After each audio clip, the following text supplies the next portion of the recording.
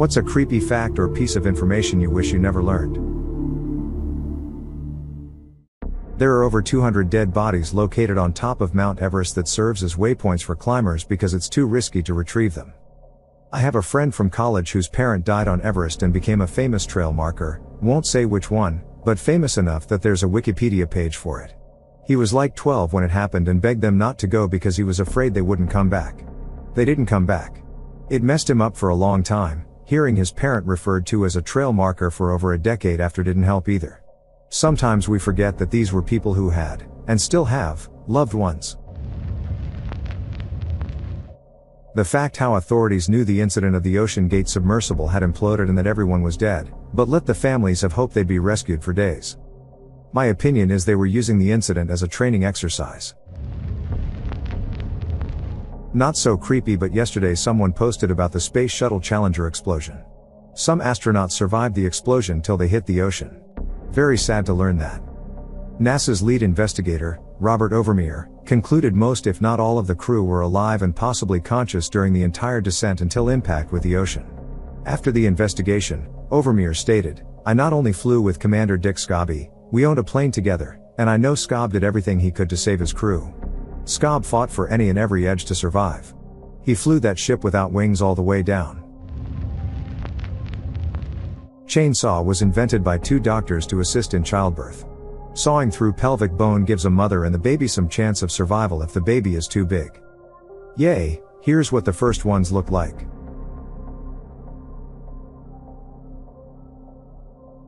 I had to have a C-section when our daughter was born and heard one doctor say to the other doctor, "Pass me the uterus, I'm gonna clean it." Still don't know whether my uterus was actually lifted out, still don't want to know. Update, I am, thankfully, not as squeamish as my post may have made me look. When I heard that sentence I immediately thought, wow, if I were more squeamish I would probably be horrified right now / crying. I know that people working in the medical field consider this normal and that's okay. Stuff like this becomes normal when you have to deal with it every day. Just felt they could have said that less loudly or signaled to their colleague, as not everyone wants to know that. Thank you for all the comments. My ex had our baby via C-section, and I watched. One of the more disturbing parts of it was her uterus laying on her chest, while two interns picked pieces of placenta off of it as they were discussing where they were going to go get lunch. To you it was your child being born, your wife getting cut open like a fish, and two strangers picking off pieces off her uterus. To them it was Tuesday. You've probably heard a fact about how 70% of the human body is water. Well, we basically know this because of a Japanese general who roasted people in an oven. Wait until you learn how we know so much about hypothermia. A lot, and I mean a lot, of our medical knowledge comes from human experiments by Germans and the Japanese in World War II, and also covert human experimentation by the US government from the 1940s well through the 80s and 90s. Ascaris worms are a type of large, parasitic roundworm that make their home in the human digestive tract. They are endemic in many parts of the world. I used to work at a hospital where we took a lot of patients from very poor and remote places, especially Central America, where roundworm infection is very common. When you put those patients under for surgery, the anesthesia causes their blood to become slightly alkaline, which the worms hate. So after a few minutes they will start coming out of every orifice in the body. Nose, mouth, rectum. And I'm talking full-sized worms that look just like earthworms. It is no cap one of the grossest things you can imagine. You give those patients a drug called bendazole, they poop dead worms for 3 days, and then they're fine. Some of the victims of Pompeii may have taken up to 15 minutes to suffocate to death by inhaling the scalding hot pyroclastic ash and gases. Other victims died by having their skulls explode from the searing temperatures of the flows. There was also one poor dude they found who'd been basically incinerated in an instant while taking cover in bed. Commented this before, but if you have abdominal surgery and the surgeon needs your intestines out of the way, they don't try to get them back in exactly as they were. They can put them in pretty much any old way and they sort themselves out. Then freaked out even more when someone else commented that you can quite often feel them wriggling themselves back into position. You can feel that wiggling feeling after giving birth too. Felt like I was all jello in my abdomen, would feel a wiggle and like slipping sensation. It didn't hurt, the part that hurt was when they come in and do that abdomen rub to push the blood out of you for your uterus to contract back. That felt like pure torture. The president of Argentina and his wife kept Eva Perón's dead body just chilling at the breakfast table. Dude, it's so much worse than that. Juan and his third wife, kept his first wife's embalmed body on their dining room table 19 years after her death. There is so much more. First off, after Perón died, there was such an outcry during the funeral procession that 8 people were crushed to death by the throbbing crowds, and thousands were injured and hospitalized. The original plan was to embalm her and put her in a memorial that was supposed to rival the Taj Mahal. While it was being built, she was kept at home by Perón, propped up at the dinner table, etc. Eventually she was moved to her old office building and they kept her in her office on semi-public display there. Then a coup forced Perón into exile and he didn't have time to grab her body. She was put into private storage for over a decade, where a guard discovered her and apparently in solitude began to develop a relationship with her where they talked and had meals together. She was finally found in Italy but remained there for many years, until a terrorist group assassinated and kidnapped another Argentinian dictator, and then traded that body for Perón's. On average, there are 2 SA'd children in any classroom in any school. A girl I used to be in the same class with from ages 7 to 10 with ended her life a few years ago. We never knew that her stepdad was forcing himself onto her at that time. He threatened to kill her and the mother if anyone found out. I can't remember the exact length, but he got a long time in jail. Breaks my heart because she was always so nice and happy, but I noticed even as kids she sometimes stared off into the void for a little bit. The CPR dummy face is based on the face of a teenage girl found dead in the Seine River in Paris in the 19th century. Her cause of death and identity is still unknown. I don't know why, but it moved me to tears to think of how Annie's life had meaning and purpose, and still does. However it happened, she ended up in the river. She died and so many others have lived because of those trained to save lives on the face she was in. It's beautiful that even though she went unclaimed, she has never been forgotten. You might be interested in learning of Henrietta Lacks. She was a poor woman who presented to the hospital with late-stage cancer. She died shortly after. Her cells were harvested, which was common practice at the time. Scientists realized her cancer cells were immortal. They divide indefinitely. That cell line, called HeLa cells, were ridiculously important in medical research and used for everything from vaccine creation to Salk using them to help eradicate polio to cancer treatments to space microbiology. If you can think of it medically, then HeLa cells were probably used on it. Technically she is the only immortal human and the largest human to have ever existed. 50 million metric tons of HeLa cells have been produced, and as of 2009 they were used in 60,000 academic papers, with their rate of use increasing, so about 300 new papers each month are produced using her cells. Mrs. Lack's death has saved millions and millions of lives, but she would never know. On the low end it'd be millions, but you can make the argument it's in the billions because of her impact on medical science. Some scientists consider her cells so strange they're actually terming it as a new species due to its incompatibility with human cells and the different number of chromosomes, dubbing the species Helicite and Gartleri. This line of thought isn't a popular opinion in the scientific community though. Prion disease. One misfolded protein can wind up rendering a brain about as useful as rotting cheese, and there's absolutely nothing you can do to stop these buggers. Nothing. Once you have one, that's all, folks.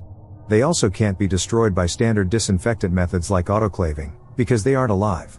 You have to denature them, with bleach I believe. And they can just spontaneously happen to you. Though there's ongoing and current research focusing clearing the misfolded proteins and correcting the underlying mutations. One of my friends is working on targeted gene therapy in mice to do just that. It's a long way off from use in humans, but in 20 years I think there's gonna be some stuff out there that helps. The amount of people who go missing every year is staggering, like over 500,000 in the US alone. And while a lot do get found shortly, there's still a ton that don't. The rate for those that are never found is the same for herd animals in Africa killed by predators. Thanks Jim Butcher, author of the Dresden Files, for making me aware of that.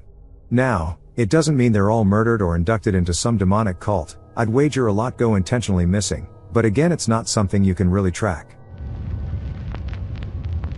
That there was a human, who technically had no DNA. Hisahi Aochi. Okay, this is misleading. This person had no DNA because it was destroyed in a horrific nuclear accident. Also, this person suffered like no one ever suffered for another 83 days, and don't look it up, you really don't want to know. If you want to know, the gist of it was that he kept asking for death, but the nuclear plant simply refused to do it due to fear of the scandal that could ensue. It's not like he was walking around like normal with no DNA. He had no DNA and was a non-functioning human because of it. When you are in the process of dying, the last part of your brain function to go is related to your hearing. Essentially, you can hear everything around you, but you're locked in. Whether you can comprehend it is for a person much smarter than me to answer. But imagine understanding that the people around you are mourning and all you can do is listen. Or even worse, Therese nobody. Yeah, a nurse friend of mine said this is true. She said that if you tell someone to close their eyes just after they die, they'll usually do it, which is creepy AF. The number of people believing this is baffling to me. I'm also a nurse. No, people not do follow any commands you give them after they die. They're dead.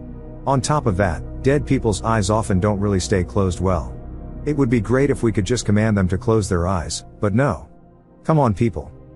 On a slightly related note, after they chopped people's heads off during the French Revolution, the heads remained active for a bit of time, closing eyes, grimacing etc. There was a famous case of a freshly guillotined French assassin, reacting angrily to the slap a member of the crowd gave her severed head. Dead bodies moan and grunt when you move them. I was a paramedic and firefighter for 21 years, I was around a lot of dead people. My dog recently passed away, so I had to pick him up and hold him on the way to the vet. I had to keep reminding myself that the breathing I heard was just me pushing the air out of his lungs. Edit, I didn't expect this to blow up as much as it did. First, I want to thank everyone for the condolences, and I share my condolences with everyone else who has recently lost their furry companions. I also want to take this soapbox for a little bit to talk about death because we, as a society, don't discuss it enough. Because we don't talk or think about it, not a lot of people are prepared when it happens. The truth is that everyone you ever knew, every pet you ever had, will someday die. Accepting this fact makes it easier to deal with. There is nothing I can do for Luigi now that he has passed away, other than to live my life as I need to, and remember him fondly forever. Obviously everyone grieves differently, but I hope to share my perspective with hopes that it helps one person to find a way to accept the death of a loved one. In the meteor apocalypse movies, it usually starts by some random research team discovering the meteor by accident, then figuring out it's headed for Earth. That's pretty much what we have to hope for. Those things are fast. Like faster than you can imagine. In movies it's this huge ball of fire that tears through the atmosphere in some cinematic masterpiece that allows the people below to see how fucked they are. That's not true in real life. In real life it goes from the edge of our atmosphere to the Earth in less than a second. It hits the Earth so hard it'll vaporize the ground it touches and itself. Hitting with such force that the ground moves like you threw a boulder into a lake. Waves of Earth become fluid and destroy everything in a massive flux of destruction. But what's really scary is that it's cold. It's cold until it hits some type atmosphere from a planet or space body. Because it's cold, it's hard to detect with just pointing instruments into space. Unless we are specifically looking for it, we won't see it. We won't know that we're about to all die. We won't know that a meteor is about to hit us until we see a literal tsunami of Earth outside our window about to kill us. That's why movies have people discovering it by accident. Because the chances of us finding it on purpose are not good. Add on, this has gotten a bunch of attention and I do see some people freaking. There is some good news in regards to this. Thanks to the sheer age of the solar system, and the universe, a lot of the stuff that could have hit us has already hit us, or hit something before us. Moon craters, not just for our moon, show the impact of previous asteroids. Planets have already been bombarded by the stuff floating about. So while the chances aren't zero, they are fairly low. Also, we are a really small planet. Literally a pale blue dot even before you leave the solar system. And damn near invisible once you leave the solar system. There are more cells in your body that belong to other things like bacteria, fungi, viruses, and parasites than actual human cells. Some are beneficial, some harmful, and most are just along for the ride. Also, we're riddled with microplastics, so that's fun too. Also, as of today we can't scientifically test the impact of microplastic in the human body because there is no control group. Meaning, we don't have living humans without microplastic, not even the ones to come. This also accounts for fetus in the uterus. How much pressure the human jaw can hold. Horror movies have never been the same because now you know that people can actually just bite someone's throat out. This is why you gotta be extremely careful around the rare, truly and utterly psychotically violent people with no insight into their conditions. Also folk with rabies, I guess. In Afghanistan, SA towards young boys is totally normal and considered a right of old men. Do you mean bacha-bazi? Yes, it's true this used to happen, but ever since the Taliban gained control they have executed anyone involved in it, especially since 2016 and after the US left. To be clear, I don't support the Taliban in any way, this is just a fact of something good that they did. Huh? Never would have thought the Taliban and I would ever see eye to eye on something. The only reason the Taliban executes them is because they're molesting little boys, which therefore is homosexuality and deserving of death. If those old men were doing that to girls instead, the Taliban wouldn't lift a finger. It's a weird thing, seeing people do good things for bad reasons. My father's school did a guided tour through the woods searching and learning about local herbs. A few years later, my father was still a child. Police showed up and asked him if he recognized the man in a picture that they showed him. My father explained that he was the herbalist tour guide. Apparently, the guy had murdered several boys and had my father's name and address in his car. The police had caught the guy by this point. I think he killed himself or died in suspicious circumstances. Your brain chooses to ignore your nose. If it didn't, you would notice it in your point of view constantly. You only see it in your point of view when you want to see it. In addition to this, the veins in your eyeballs cast shadows into your vision, but because this is never new information since they're always on the same spot, your brain omits it from view. But you can trick yourself into seeing them by making a pinhole with your fingers, and looking at a bright spot like the sky or a white monitor and wiggling your hand around. This moves the shadows around, making it new info.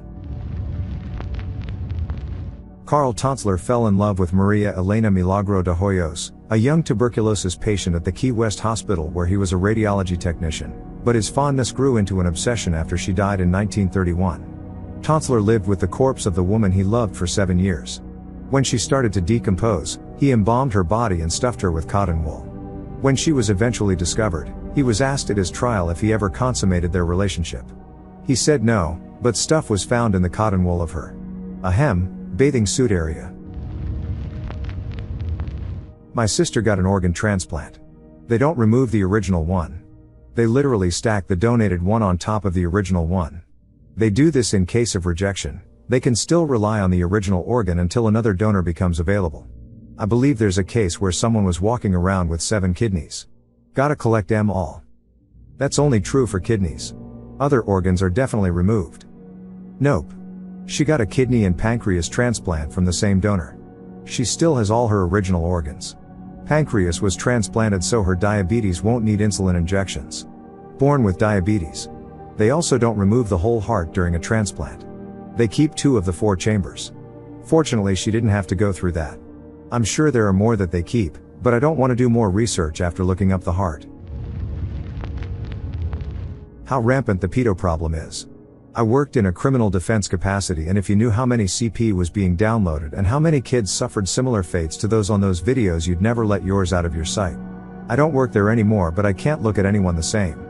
Zero trust. Yep. Just as a family law attorney, I saw it a lot. BlackRock and Vanguard are buying up millions of homes with the hopes to turn middle-class people into permanent renters. They come in and pay above asking price without even looking at the house. They've purchased entire neighborhoods. It's only going to get worse. Up until June 2024, there was no law against necro in Michigan. A month ago. That's okay. Several states have fought to allow child marriage to remain legal. When I moved to California, I was shocked to discover that there is a legal way to be a pedo here. Most states have Romeo and Juliet laws to protect minors from facing jail time for having relationships with other minors. California does not. Few are prosecuted for it, but it's 100% illegal for anyone in California to have relationships with a person under 18. Unless they're your spouse. However, child marriage is still very much legal in California. Anyone can marry any person under the age of 18 in California with parental consent. In 2021, 8,789 Californian minors between the ages of 15 to 17 reported that they had married in the previous 12 months. It is illegal for anyone under 18 to get a divorce in California. An 18-year-old in California cannot legally engage in relationships with their 17-year-old partner. A 60-year-old can legally marry a 6-year-old and have relationships with her. There isn't even a glimmer of hope until the minor turns 18. Any Californian reading this needs to write to their representative and tell them that this shit is not okay. Your immune system doesn't know your eyes exist. If it learned, it would identify them as foreign, and try to destroy them. This is like half true. The eyes produce something that causes your immune system to ignore them, because when you get an infection, the first thing your immune system likes to do is cause inflammation and swelling at the area of the infection, so that whatever cells the immune system sends to fight the infection can travel around it easier. You don't want your eyes to swell, it would be very bad, so over the course of evolution they developed a way to make sure the immune system ignores them. Also, a guy's crown jewels also get ignored, I think. Fatal familial insomnia. Creepy disease that just don't let you sleep. You start seeing hallucinations till you die. This disease is hereditary and you can't find symptoms. This disease destroying sleep cells, so you can't just take sleeping pills. There is a book about this disease, Family That Couldn't Sleep. This family was very big and they watched how their children dies. Very creepy. Bears don't wait until you are dead to start eating you. Few things do. Luckily most of the big cats do. Not because they have some kind of empathy, the way they finish their prey kills it, suffocation. It was believed, all the way up to 1980, that babies couldn't feel pain. That means that in the same year that Living on a Prayer was popular on the radio, somewhere there was a baby having open heart surgery with no anesthesia. I don't understand what led people of that time to actually believe that babies couldn't feel pain. Like, babies cry their heads off at the slightest form of discomfort. Maybe they didn't want to risk a baby not waking up from anesthesia and assumed a baby probably just wouldn't remember any of the surgery. The babies don't feel pain sounds like something they would have told the parents instead of don't worry, babies aren't fully conscious yet, so your baby won't remember having its chest cut open. Dying of dehydration is really painful. So think about that next time you give yourself an opportunity to get stranded. I know that too well. Almost died of dehydration and infections when my appendix burst and the hospital sent me home saying it was gastro. My eyes rolled in the back of my head while curled up, shaking uncontrollably and constantly moaning in pain. I thought I was going to die. Way worse than any injury I've gotten. Pugs and other brachycephalic dogs can have their eyeballs just pop out of their skull. I have a story. My former roommate had a senior pug. One day the pug sneezed and his eye just kind of popped out. Then completely nonchalantly he was just like, oh yeah, that happens sometimes, and just took his knuckle and popped it right back in. Me and my partner at the time were like, no, what the fuck, we need to talk about what just happened. And he explained something about how because their faces are smashed their eye sockets aren't quite right. This reminds me of Mac's dog Poppins in It's Always Sunny in Philadelphia. Yeah, it wasn't like crazy dangling out or anything, it just kind of looked like that one guy who can pop his eyeballs out really far. Some members of the Mormon Church practice baptism by proxy for the unbaptized deceased, which they believe the deceased person may choose posthumously to accept and thereby gain entry to heaven. Targets of this practice have included popes, U.S. founding fathers, the Buddha, Genghis Khan, and both victims of the Holocaust and the Fuhrer. That the uncanny valley exists because there was an evolutionary reason to be afraid of something that looked human but wasn't. The theory that I like is that it was because early Homo sapiens encountered Neanderthals and other early human ancestors. Sick people are the most logical explanation. Sick people and dead people. Close enough to be human, but distinctly off. 10 years ago the FBI estimated there were 50 serial killers loose in the US at any given time. Now they estimate there's at least 500 truckers with chambers designed for this kind of stuff in their truck. Think about it, it's the perfect job for this. Your job quite literally requires you to be driving freely across the country at all times. It also doesn't help that most police departments don't share that much information among themselves. My godfather is a retired state police officer. He often was on duty at the wait stations because sketchy shit happens. When I was a teenager he told me if I'm ever kidnapped by a trucker that's the time you scream. Really freaked me the fuck off because why was he so specific? Whoa. I stopped at a rest stop once in Montana because I had to go to the bathroom. There was only a huge semi parked in the parking lot, no one else.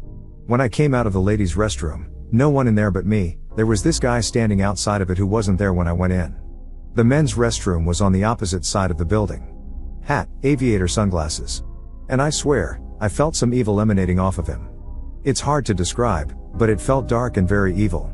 I have never before or after felt anything like this. He looked at me, but I couldn't see his eyes because of the shades.